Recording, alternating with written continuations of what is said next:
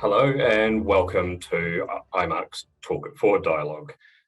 This session is a new one to IMARC, and it's about having really challenging conversations, the kind of conversations that the industry might find difficult but helps take the industry forward. My name's Sefton Darby, and I have the pleasure of being the interviewer for this virtual discussion. And I will also be the facilitator for the corresponding panel at IMARC itself, which has been held between the 31st of January and 2nd of February in Melbourne this year.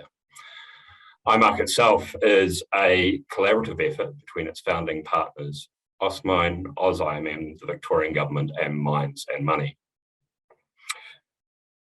Before we get into this conversation, I'd like to start by acknowledging the traditional owners of the land on which we are all meeting, which for many of us, or all of us, will be different. For where I am, in my part of Sydney, it is the Gadigal people, and so I would like to pay my respects to their elders, past, present, and the Aboriginal elders of other communities who may be joining us online. The Talk It Forward dialogue is a really interesting series of conversations that we're having, and as I said in the introduction, sometimes challenging ones. Conversations around how to make the sector more transparent and accountable, its relationship with Indigenous peoples, how to attract the workforce of the future. And behind all of those are questions of deep and uncomfortable culture change within the industry itself. I'm really fortunate to have an exceptional group of people to interview as part of this panel. And today I'm really lucky to speak with Ian Hamm, Chair of the First Nations Foundation, a former senior public servant in the Victorian Public Service, and a board member of many organisations, companies and community groups. To find out more about Ian and about the rest of the Talk It Forward panel, you can visit the IMARC website at imarcglobal.com. So we'll get straight into it. Welcome, Ian. Good afternoon, Sefton. So I'm going to start with a short question. Who is Ian Hamm? That's a really good question, and it's one I still ask myself even now. I'm sure there's many people ask, who is Ian Hamm? Shortly, I guess a short version of that is that I'm a Yorta Yorta man. So my country is in the north of Victoria, southern New South Wales, predominantly around the Shepparton, Echuca, Yarrawonga region and the corresponding kind of region to New South Wales, the other side of the Murray River.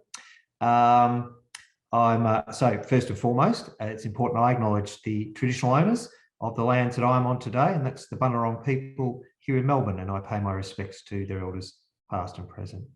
I'm now a non-executive director for a living, and I do a few little other things besides. And I've had a journey of in the public service for well over 30 years, 32 years. And now I'm doing something which I really want to do, which is about where is Aboriginal Australia going from here? What does our future hold? And rather than looking at what's wrong with this, let's look at what's right with this and how do we build on that? That's a great introduction, and often these kind of conversations dive straight into, right, what's the problem and how are you personally going to solve it? So I want to do something a bit different here, which is I want to start at the end and then kind of, and then have some conversations that come out of that. And I'm going to steal a question from you, which is a question you asked of an audience recently. And it's the question you encouraged them to ask themselves, which is, what's the best thing about being Aboriginal?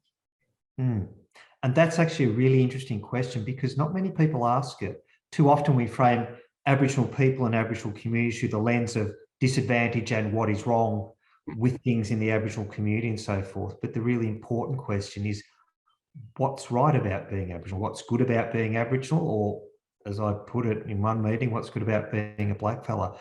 There's actually a lot that's good about being Aboriginal that I count my blessings about being Aboriginal. Number one, you're never alone. You have this sense of community. You belong somewhere. That's actually really important. In a time where loneliness is becoming endemic almost, within our society, not just in the broad Australian community.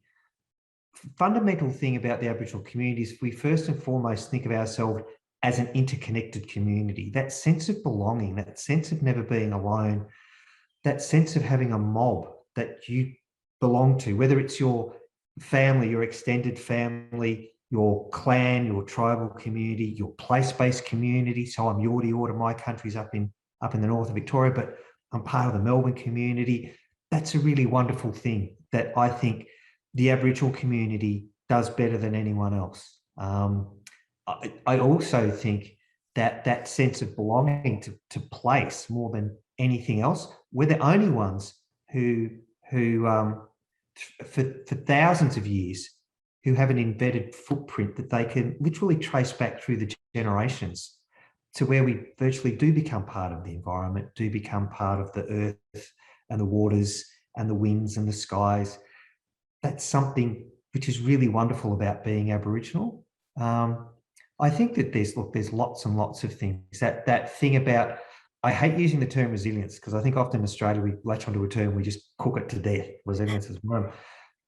But we are an incredibly robust people who roll with the punches and get up and then say, what's next? Where do we go from here? And it's not about us as individuals. We don't think of ourselves as a collection of individuals. We think of ourselves as one community or one society. And it's about how all of us go forward, how we leave no one behind. That's the really good stuff about being Aboriginal that I wouldn't swap for all the tea in China, as they say. So at the very start of that, you said it's an interesting question to ask. It's an important question to ask. And you touched on it because of a tradition and a history, certainly over the past kind of 100 years or so, of the starting point being a description of a series of disadvantages rather than what's great. And even more devastatingly, I've heard you describe it as when you were growing up as being Aboriginal was described in some ways as being something that meant you had limited capacity to be more than anything else than you already were. So thinking about that conceptualization of a series of disadvantages, and I've seen this happens in Australia, I've seen similar with the Maori people in New Zealand, of this collection of social statistics around justice, around healthcare, around education.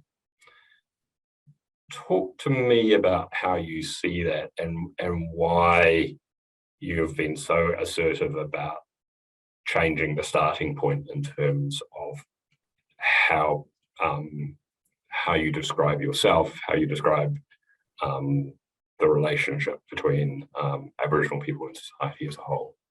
Yeah, look, the whole thing of viewing Aboriginal people as a series of disadvantages and often disconnected disadvantages, that was built around that. What that led to was how policy within government was constructed, how society at large looked at us. How often in the Aboriginal community, when you're overwhelmed with that viewpoint, you even look at yourselves as that. What is wrong with us? It's about high incarceration rates. It's about poor life expectancy. It's about poor educational outcome. It's low socioeconomic status. It's all of those things. There's another dozen things you could rattle off about how bad things are. The problem with that is it's such a terrible starting point, because you get to the point where you think, if I stop things getting worse, then that's a good day. That's a terrible position to be in. That's a terrible way of thinking. How can it be to stopping things getting worse actually be regarded as a good day? And what that does is just perpetuate what you do. And often when you look at all of those things, it can be a bit overwhelming for people to deal with. So they tend to focus on, we'll focus on one thing, we'll focus on, and if that doesn't work, we'll move to the next thing, or if that doesn't work, we'll move to the next thing. Often in my career in the public service and in my private life, people say, what's the one thing we can do which will make all the difference? There is no one thing. There is only everything. And that's part of that fundamental shift. Look, from when I went to Aboriginal Affairs Victoria as Deputy Director, I asked the then Manager of Policy, let's measure some stuff from 1985 to 2005, because I went in early 2005, I arrived there. And we looked at some key life outcomes in 1985 and looked at them in 2005, and what was the difference? And fundamentally, the difference, there was none.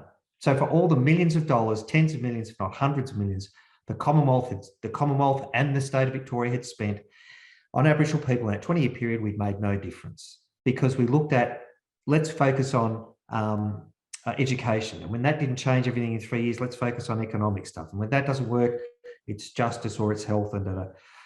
So we had to stop thinking about, so we brought this thing of stop thinking about us as a series of disadvantages to be not got worse, and look at us as a whole people. Look at us, how do people live their lives? What's the best way to give people the best opportunity to be the best they can be? So it's a conceptual mind shift that has to happen. And that leads to you thinking about, well, if we look at how a person lives their life, then we need to start from the day they're born, if not actually, to be honest, before they're born, prenatal. And we look at all those things that matter to a person in their life, not just statistical data. And the problem with evidence-based policy, and don't get me wrong, I believe in it wholeheartedly, but if it's only on the evidence of which you ask questions, then there's a whole bunch of questions that aren't asked, and there's a whole bunch of questions that you don't have the data to, so therefore they don't get factored in. A simple example of that is in Victoria, we did an exercise in actually asking the Aboriginal community what was important to it as opposed to what the data said. And lo and behold, the biggest thing that was important to the Aboriginal community wasn't on any data sets. It was actually who we are as a people at the beginning of the 21st century, and how do we fit into the wider world around us? Our culture and identity, and how do we adapt to the environment in which we live? They were the biggest things. Employment came in third, I think education was fourth, so on and so forth. So I think Sefton, that mind shift makes the fundamental difference, but it was hard for a lot of people to get their heads around. I hear you talking about that evidence-based policy making process. You've been a public servant, I've been a public servant, and I'm kind of slightly cringing now in terms of the roles I've filled where I had a series of statistical indicators to drive me through to particular outcomes. What was it like leaving the public service for you? Because that's a pretty radical shift, yeah? It was kind of like I'd done everything I wanted to do. There was a couple of things. I think I'd done everything I wanted to do. I was kind of at that point in my life of where do I fit into this public service, because it had changed, in some cases for the better, in some cases it wasn't as good as it used to be, and I wasn't sure of my place in it anymore. I decided that, is this what I wanted to do? Do I want to mark out time for the rest of my working life? And the answer to that was an absolute no, it wasn't. And particularly after the last state election, which is, the outcome of the state election, there's a machinery of government change, new ministers, new secretary, and look, I've been around the block. Exhausting, right? I can't do this again. I don't want to do this again. I want to do something else. And I guess I'd been thinking about that for a while, and I guess that forced my hand to say, right, be brave and do something different, and do something that you want to do, not just go out and find a job as a chief executive. And I had been for a short while CEO in an organisation, but I think it was that stage of, do I want to just do that sort of thing anymore, just focus on one thing? And the answer was no, and I wanted to do something else. So it was actually a really big change for me to jump out of government. So let's talk about what you then moved to next. And at the start of this interview, you talked about doing a few small things. And let's be blunt, I mean, I've got an arts degree, so I use fingers and toes to count, and I ran out of fingers and toes to count the number of boards and organisations in which you hold a governance role. So why governance? Because it's clearly the focus, and not when I look at the organisations that you're involved with, I can't sum them up. They're incredibly diverse, from educational to the Red Cross, to organisations that have a really explicit relationship with the Indigenous community, through to businesses. Why governance? Well, this I guess goes back to when I was in government for so long, and I realised that you don't change things at the coalface. You work at the coalface, and you might make a difference in a person's life or a focused group or something like that. The real change happens up the top. It's where you set direction for everything that happens. And so when I was in government and I was in Aboriginal Affairs, I was Deputy Director and then Executive Director, I helped be part of the shift in how the Victorian Government thought of its role and its relationship with Aboriginal Victorians. And as an example of how far that has shifted, I mean, really shifted, we're doing treaty in this state, for goodness sakes. We are a mile in front of everyone else. We have a First Peoples Assembly.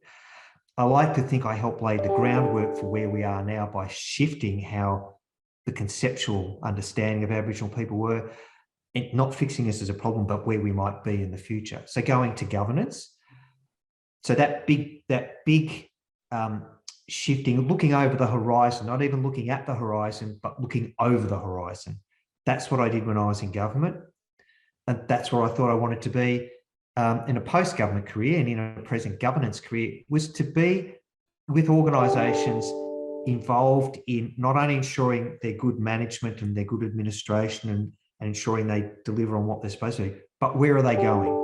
Where do they want to be? What are they contributing to the wider society in which they live? And that's a really key point. And that's what attracted me, attracted me, and I had been building towards this for a while, is to making a full-time commitment to governance. And the other part is to, remember I said there's not one thing, there's everything. So that diversity of organisations, there's two reasons for it. One, I just have an intense interest in nearly everything. And it's kind of first in best dressed. It's like, be on the board of the Red Cross. Sure, that sounds interesting. The National Trust of Victoria, Aboriginal Housing Victoria, Yarra Valley Water, they're just a couple of them. But the other part is I can see how all these things contribute in their own way to A, not only what they do, but B, have a role in a wider contribution to society writ large. And there are times and occasions where those things can come together to focus on something, to help support each other, to do things that will lead to a really good outcome beyond their own bailiwick, but have a spread much wider than just their own patch. And there you touched upon where Victoria is right now. Victoria's has an Indigenous voice, right, and a really clear assembly, a treaty process. And yet, as an outsider, I have seen the process that the Uluru Statement from the Heart has gone through in Australia, and I'm still stunned that the situation in Victoria is still the exception rather than the norm. And this is a very big question to ask. Either thinking about why is it that the exception is wrong, or what is it that made that possible in Victoria to get into that treaty relationship, and that actually having a clear Indigenous voice is a positive thing, and governance is a positive thing rather than something that scares the government. Yeah, so I think there is a number of reasons, and so if we focus on how did we get to here in Victoria, that's part of the key, I think, of why other jurisdictions have taken so long, is that one of the things which really, as I said, that conceptual shifting of where Aboriginal people are and what our issues are and how we progress as a people. So shifting, taking the focus off the really of the disadvantage or severe disadvantage only and looking at the whole community. That was actually a real shift. And look, a lot of it came from within the Aboriginal community itself. And I remember myself did this a couple of times. Bear in mind, I was the head of Aboriginal Affairs for the state government, right? And I used to say publicly, don't expect too much from government. We're not that great. And when people would say, what is the government's real agenda? No, you're looking at it. That's it. That's all there is. And it actually, people started to think about, instead of waiting for government to set the agenda for us and then us responding as Aboriginal people, we should be setting the agenda, and not just on the problems that are defined by data, but where do we want to be? What do we want the world to look like for our children? What are the things that we want for not only our generations, but the generations that come after? So there was this, I guess, general shift from within the Aboriginal community and from a number of Aboriginal people, senior public servants in the broader Aboriginal space, who started the discussion of what is the role of government in the lives of Aboriginal people. Is it for government to provide the solutions, or is it government to say, where do you want to go and how can we help you? What is our role in that? Or more importantly, what is not our role in that? An example of that is when the Native Title Act didn't work. It doesn't work in Victoria. It doesn't work in urbanised Australia. It was made for northern and remote Australia. So in Victoria, we came up with our own act, the Victorian Traditional Owner Settlement Act, and it works for us. That was driven, it commenced with a drive from within, a few Aboriginal public servants putting their heads together to say, this is simply not acceptable, that the Native Title Act delivered nothing to us in Victoria. And then having conversations with some critical leaders in the traditional owner community in Victoria, worked it through. We now have the Victorian Traditional Owner Settlement Act. So that leads to this situation where people start to think beyond the present and to the future. Where do we want to get? And obviously, when we started to do all this and have a framework for government, we've looked at whole of life, you find you are actually dealing with all the things. You are dealing with the justice system, imperfect as we are in dealing with it. I think Victoria is way ahead of every other jurisdiction. We're dealing with health. We're dealing with education. We are dealing with Aboriginal economic participation, not Aboriginal employment. It's easy. Employment, as most people envisage it, is easy. Unemployed to employed. That's easy. And if you just look at that, it's comfortable, it's easy, it's lazy. The real trick is, how do you have people have a lifetime of economic participation that leads to increasing wealth, community and individual wealth. That's the hard part. But we're on the way with all those things, which left the elephant in the room that we never thought we'd even look at, let alone speak its name, treaty. And that started a movement. Once we kind of dealt with a few things, attention turned to what's left, the big elephant in the room, treaty. And that's how Victoria got to where it is now. I think for other jurisdictions, it's not so much people are frightened to speak its name, but they don't know how to speak its name or speak about it or conceptually get their heads around it when there is so much else going on. Having said that, because of Victoria's move, we've found that the territory's in the throes of having the discussion. Queensland is, I believe Tasmania's already started it. So in one sense, it's good that we establish the beachhead for other jurisdictions as well. So that's how we got around to it. It was driven by a few Aboriginal people with a deep commitment to say, we are not going to leave for our children a world that hasn't changed from the one we inherited from the generations before us. And something that I've noticed is there's this really interesting dialogue, not only around treaty within Australia, but then there's an international dialogue around treaties and settlements in New Zealand, treaty settlements in Canada notably, and a whole interesting sharing of treaty experiences internationally, and everyone being in a very different place, very different context, and yet there is actually a global treaty conversation there as well. Yeah, there is. And I think that's one thing which you could see the gap, the hole. If you look at North America, so Canada and the United States, and you look at New Zealand, and then there was the empty space of Australia. It was, look, to be honest, in one sense, personally, sometimes I found it a little embarrassing that we didn't have anything to say when it came to treaty. And all we could do was go overseas and look at what had happened in other jurisdictions, other places, and nothing here. Well, we can now contribute to that conversation. We're actually learning as we go. I think the Australian experience will be different from other places, which is a good thing. It'll be something that fits us. So we can't do the Treaty of Waitangi because it's not 1864, I think it was. So we can't do that. Yeah, I'm not great with dates, but we can't do the North American experience. We are neither the treaties done with the First Nations people of the United States or the First Nations people of Canada in the 18th, 19th, in the 19th, 20th, or even 21st century. So we're starting at the new frontier of treaty making, if you like. What does it look like in the 21st century? And bringing what it looks like to that broader discussion, I think will contribute a lot. So yeah, we're learning a lot. I think we're learning more than we're giving, but that is changing over time. I know other nations are in fact looking at the Victorian experience to say, well, how are they doing it? They're not modifying something from times past. They're literally starting now. So if you were starting a treaty process now, wow, what would it look like? And so I know others from North America and New Zealand are looking at us to say, wow, do we need to perhaps update our stuff when they do theirs to see where they're going? I want to just backtrack to this question around meaningful economic participation, and you raised it, and it's part of that key point around moving from thinking about a series of disadvantage to something more future looking.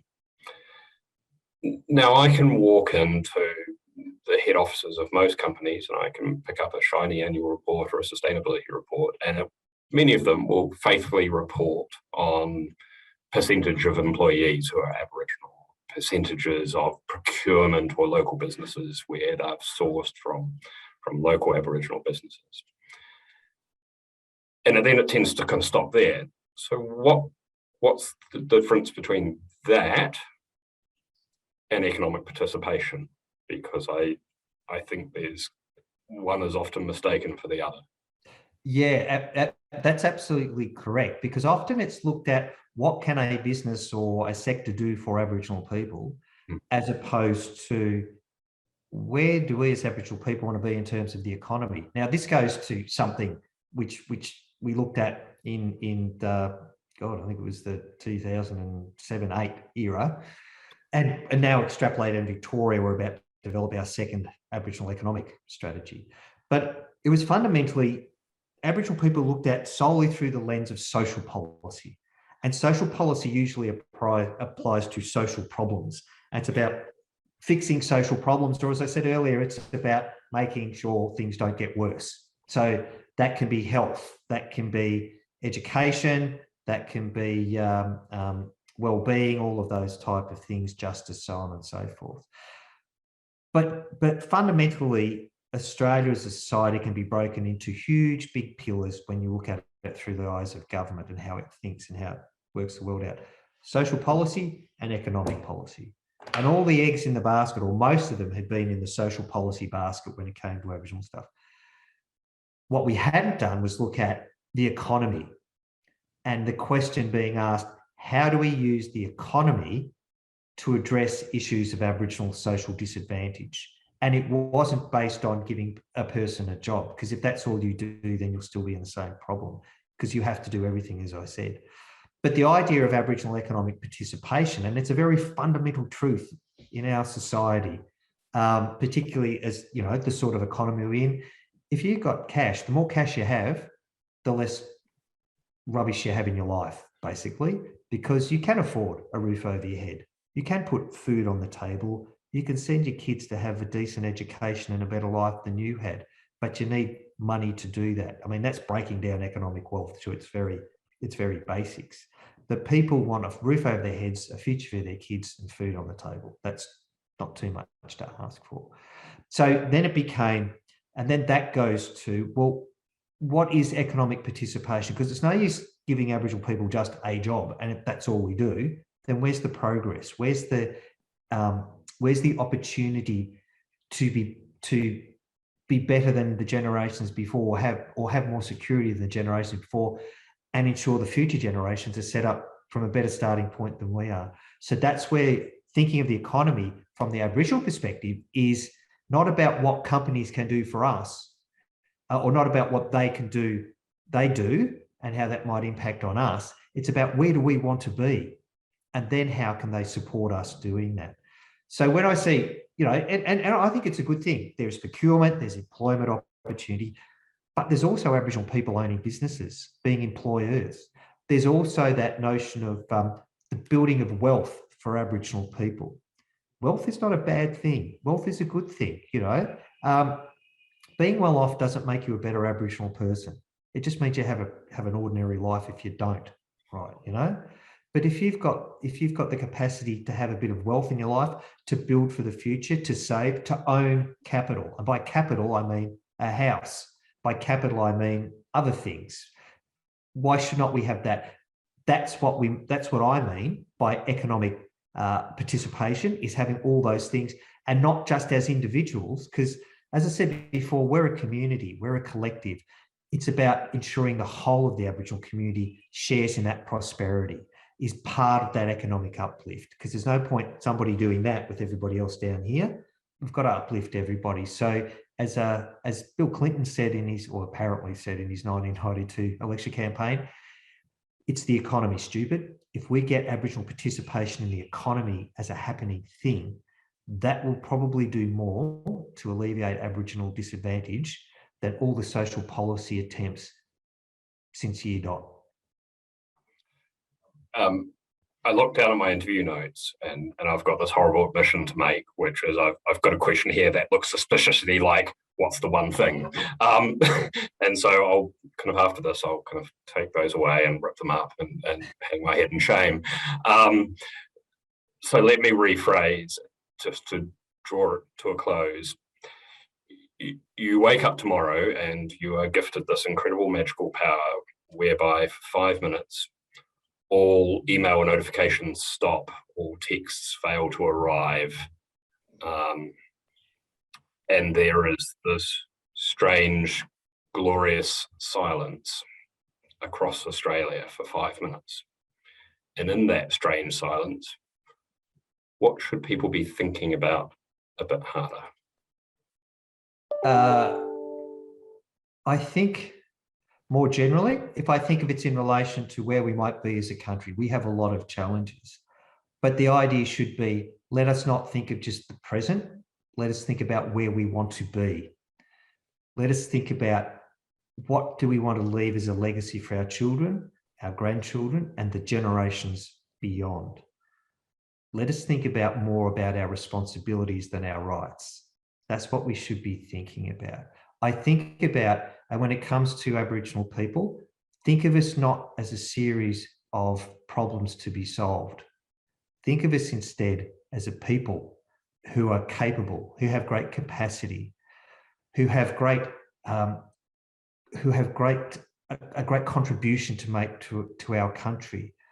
All that we lack at the moment is the opportunity. Create the opportunity for us. Create the opportunity for our future, for our children. I would think about, and I would ask people to think about, and if you get all those things aligning, that thing about where do we want to be as a country in 100 years from now? What is our responsibilities to the future? How do we help the group at the bottom of Australian society, Aboriginal people? How do we uplift those? Because if we uplift that community, my community, we will be uplifting everyone else as well. That's what we should be thinking about. And so future generations will look back on our time now in the third decade of the 21st century and say, that was the generation, that was the time, those were the people who got us to this great place where we are today. That's what we should be thinking about.